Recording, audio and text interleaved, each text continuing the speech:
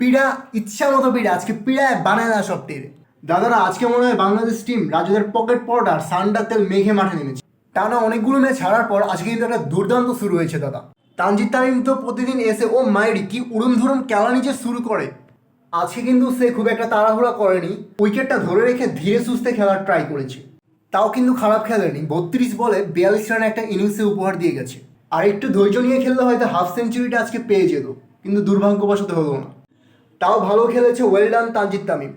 আর পারভেজ হোসেন ইমন আই কি বানানিটা যেন বানাইলো। যতক্ষণ মাঠে ছিল একদম পিড়ে পিড়িতে পাগল বানাই ফেলছে। অভিনন্দন পারভেজ হোসেন ইমন, আইজা প্রায় 3 ম্যাচ পরে তুমি কামব্যাক করছো। 34 বলে 66 রানের তুমি এই যে একটা দুর্দান্ত ইনিংস উপহার দিছো। আইজা কইলাম টপ অর্ডারের দোষ দিয়ে কোনো লাভ হইতো না। তারা তাদের কাজটা এটা সঠিকভাবে পালন করে গেছে। কিন্তু তারা আউট হয়ে যাওয়ার পর হাইরে কি যেন শুরু হইলো। লিটন কুমার আর তাহিদ হৃদয় তো বাউন্ডারি মারাই ভুলে গেছে। আজকের ম্যাচ এটাতে যে আনে 200 থেকে 220 রান অনের কথা ছিল, হিয়ানে তাকে ওই দীর্ঘদির ইনিংসই ম্যাচটারে থামাই দিল। আর এই বাদশা মিমের কথা আর কি কইতাম, এতে 2 বাউন্ডারি মারি ভাত খাইতে গেছে কই চলি। হেতের কথা হইলো খেলা জিয়ানে মনে কো হিয়ানে যাক, আগে খানা ইয়ার পরে বাকি কাম করতে হইব। শেষ পর্যন্ত আইজার ইনিংস এইটা 196 রানে থামলো। দেখা যাক অনকা বলাররা কি করতে পারে।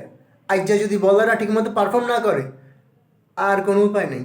আর আরোগ্য কথা কই দিয়ের, ম্যাচ এটা যদি না জিতো দেশে আসার কোনো প্রয়োজন নাই। হিয়ানে খেতে খামারে কামে লাগে যাইও।